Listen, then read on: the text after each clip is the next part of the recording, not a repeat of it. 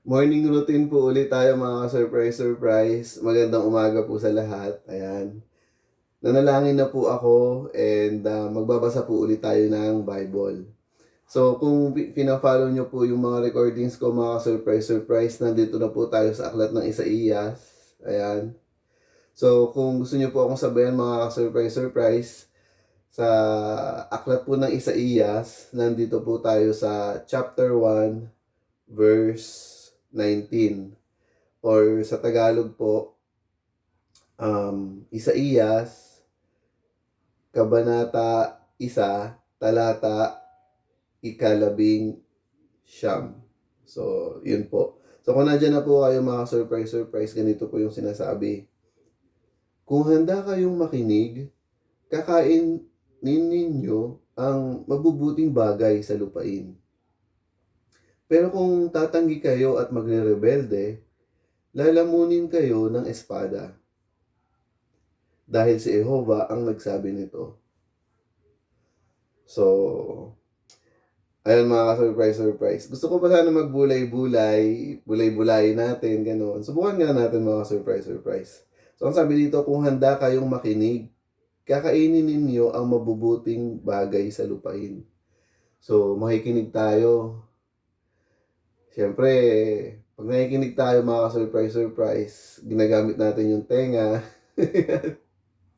So, magiging mabilis tayo sa pakikinig mga ka-surprise. Ayan. Siyempre, kung nakikinig tayo, dapat yun hindi tayo nagsasalita, di ba? So, kung may kausap tayo, nakikinig tayo mga ka-surprise. Ganun din siguro, pag kinakausap tayo ng Diyos through His words, ito pong Biblia, nakikinig lang po tayo, hindi po tayo nagsasalita. Ganun mga ka-surprise. So, pag binubulay-bulay po natin yun, karaniwan mga ka-surprise, lalo na kung mag-isa tayo, hindi po tayo nagsasalita. Pinapakinggan lang natin habang binabasa natin mga ka-surprise. Parang pinapakinggan natin, hindi tayo nagsasalita. So, magiging mabilis po tayo sa pakikinig at mabagal sa pagsasalita. And sabi pa dito sa verse 19 o sa talata 19, ay ganito, sabi pa dito. Pero kung tatanggi kayo at magre-rebelde, lalamunin kayo ng espada dahil si Jehovah ang nagsabi nito. So ano pala yon? Verse 19 na pala yon or verse 20 ba? Verse 20 na pala yun mga surprise o talata 20. Talata 20. So sabi doon, kung magre-rebelde daw, lalamunin kayo ng espada. So ano ba ibig sabihin ng espada mga surprise? Nung binulay-bulay ko ito, para sa akin ang naging espada is yung salita mismo ng Diyos mga surprise. Dahil tatagos po sa atin yan. Habang nagre-rebelde tayo, gano'n, and may narinig tayong salita ng Diyos, para bang espada yung natatago sa atin, na para bang, oo nga, nagkamali ako, gano'n.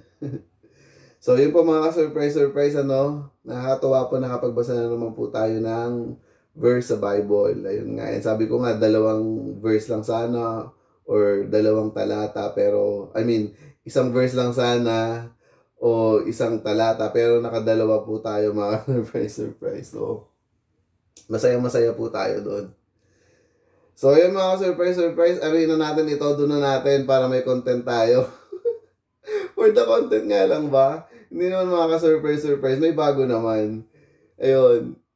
Kasi parang feeling ko pag paulit-ulit, ganun, para bang for the content na lang yun, ganun. But anyways, tara na mga surprise, mag-morning routine lang tayo. Ayan. Hindi pa ako nakakapag-unpack mga ka-surprise nung dumating ako. Ayan pa rin siya. Kamusta naman yan, di ba? Ginagamit ko po itong, what do you call this? Extension sa labas. Ayan. Hindi naman ito yung usual morning routine ko na gagamitin ko itong extension na ito, 'di ba? De sana kung usual na ito, de sana nasa labas na lang siya. But anyway, feeling ko alas 9 na yata. Mga ka-surprise. Alas 9 na nga ba? Ayan, may mga ukay-ukay po tayo ngayon, mga surprise. Yan. So, ito po mga surprise. What we will do is, magpre-prepare lang po tayo ng soup. Ganun.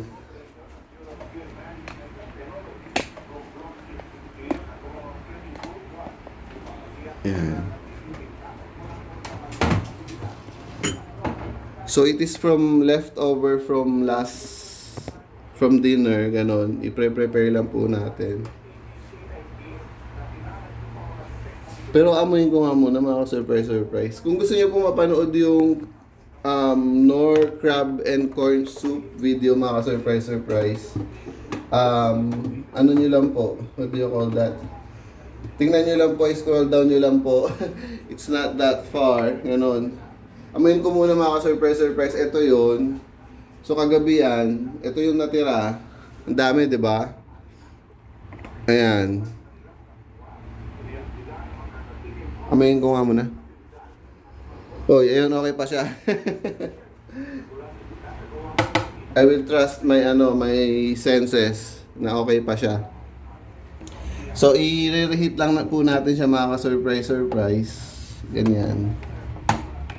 Reheat natin siya. Actually, parang feeling ko mga pang 2 serving pa ito. Ayan o. So, i-reheat lang po natin siya.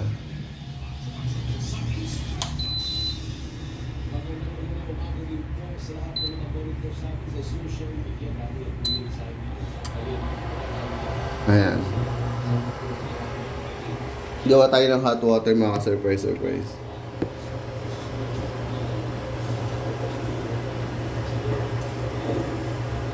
Hot water nga ba? Parang excuse. Gosh. Parang ang init para sa hot water. What do you think mga surprise? Tinanong kayo. Sige, mag-init na lang tayo ng tubig para sure. Ayan. What is that smell?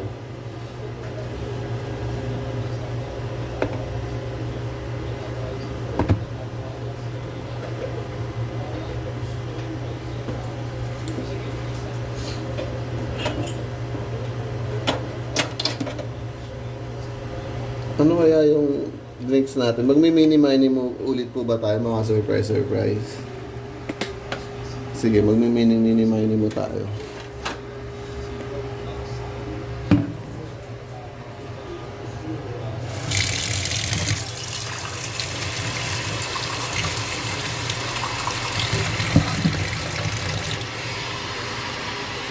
So it's either Milo or coffee. What do you think mga surprise? Mini, mo. So, Milo po tayo.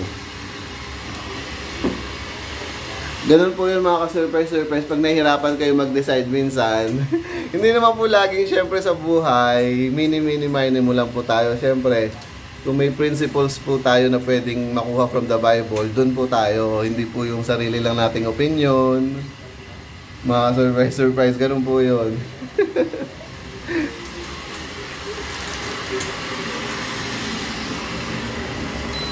Ayan, mainit na po yung soup.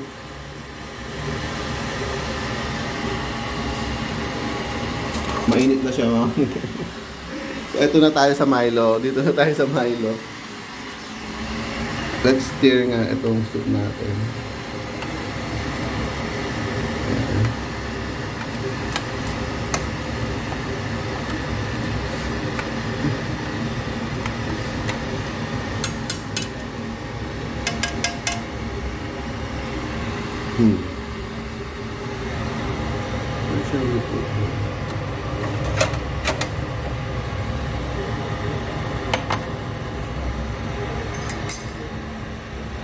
Ayan.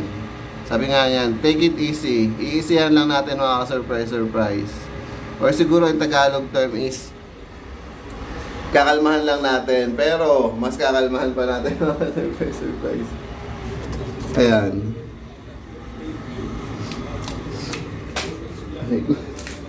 Feeling ko talaga masisilipan ako sa bathrobe na ito.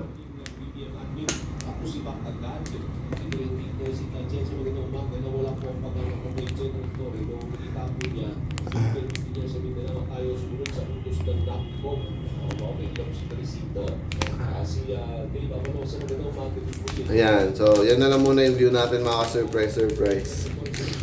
Ito Milo, anuhin natin, bubuksan natin.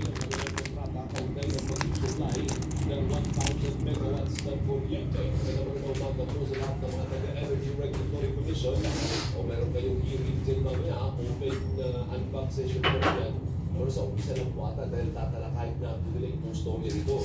Bukas po, nakatakdang magtapos ang kontrata ng Meralco sa Santa Pautan. Ayan, ready na po yung hot water natin mga ka-surprise. So, anuhin natin itong Milo. Prepare na rin natin itong Milo.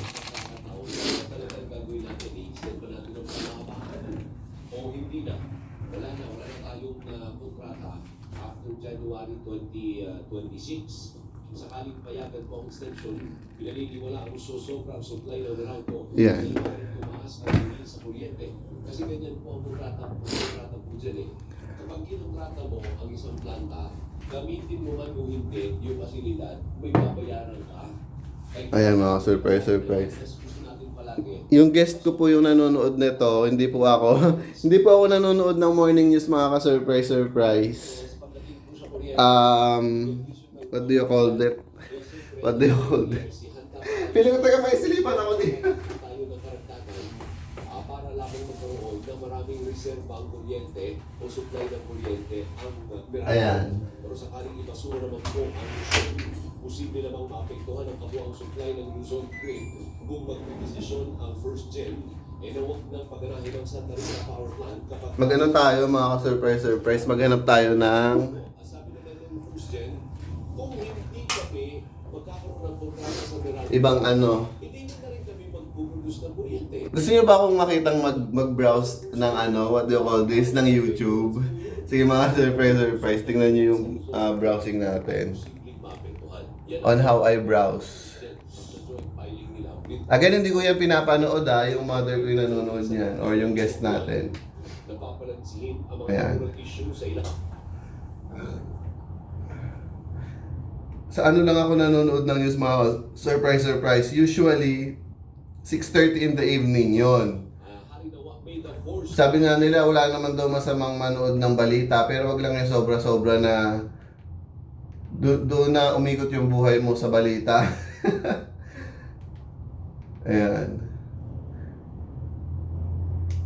So karaniwan gusto ko itong vlogger na ito, si Filipines. And let's watch this. Ano siya? He's a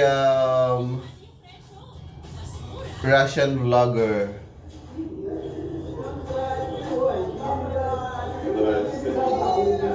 Naiihi ako mga surprise. Manood lang muna kayo dyan ng vlog ha. Nakailang minutes na ba tayo? Ayan, 13 minutes lang. Manood lang muna kayo dyan.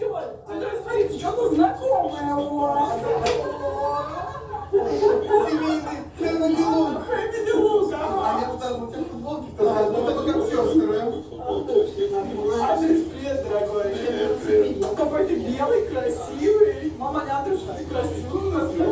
Никогда. Что заморочка девушка. Да, вот, Полёса, крик.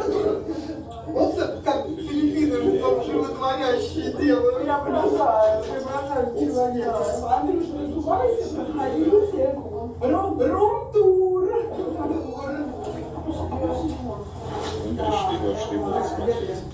Тем более, тетёня любитель. Ну, давай. Вот заходит. Да. Ой, все, девчонки теперь в школе все готовы. Таблеточки какой. Да, так хорошо,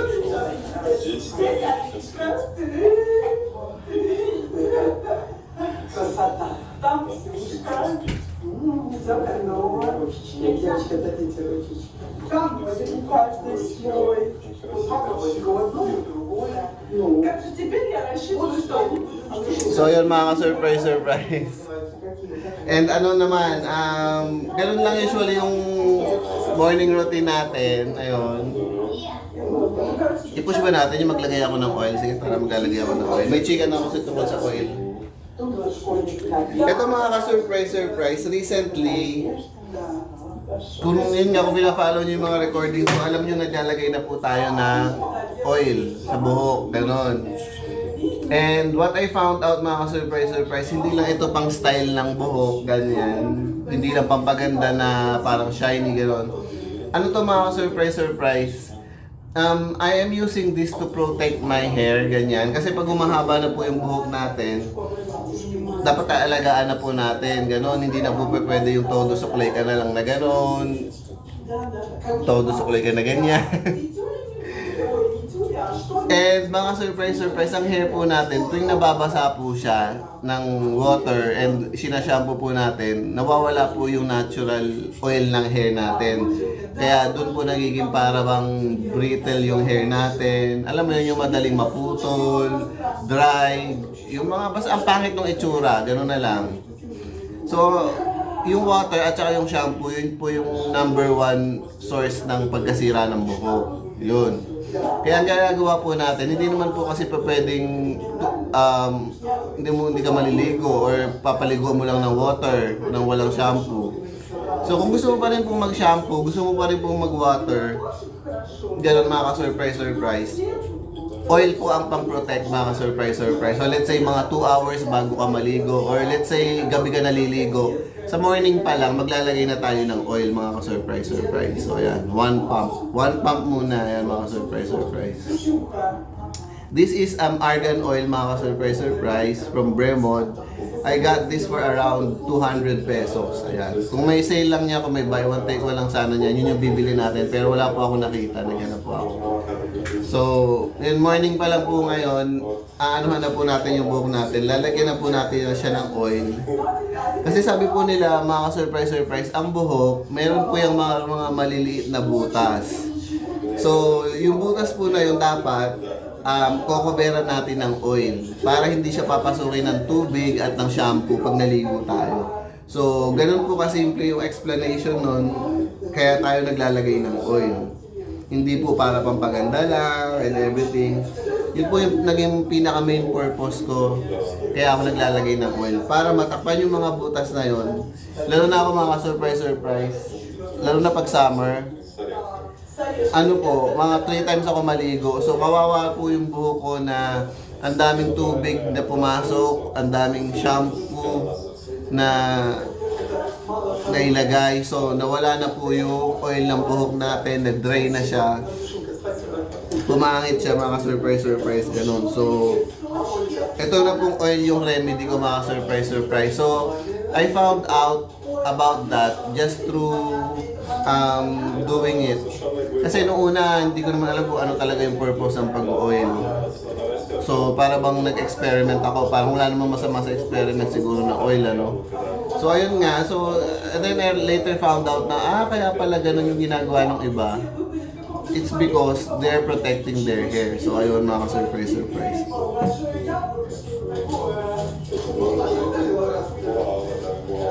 So, 1 pump lang yung nilagay ko mga surprise kasi plano ko pong lumabas mamayang tanghali and kapitbahay lang po natin yung mall. Ayan mga surprise. Pumupunta po ako sa mga ano dyan, yung sa bench or sa pen shop, may nakita akong ano nila dyan. Alam mo yung tester, mga surprise. Yung, if you've been following my vlog, mahilig ako sa mga tester, ganyan. So, kung may tester naman po sa mall, ayan, ikulapol nyo po lahat sa buhok nyo yun, yung mga treatment, ganon. And, ayun, meron din po, let's say, sa mga mamahaling mall naman kayo pupunta, sa mga Ayala, ganon. Kahit hindi na po tester, manghingi na po kayo mismo ng product nila na may binibigay naman po sila ng mga tester din, ganon. Na kahit hindi na dun sa shop nyo igamitin, mga naka-pouch po siya, ganon, naka-sachet, or kung talagang mamahalin yung shop, mga nakalagay sa mga trial sample, ganon. So, ganun lang mga ka-surprise, ano? Morning routine, ganun. And, yun lang po, hindi ko napapahabain yung video mga ka-surprise. Puputulin ko na po. Saan niya sa susunod po? Ayan. Nasa commercial tayo ng ano. Nanonood po ba kayo ng commercial? Ako hindi. Puputulin ko na mga surprise. Tama na, chika.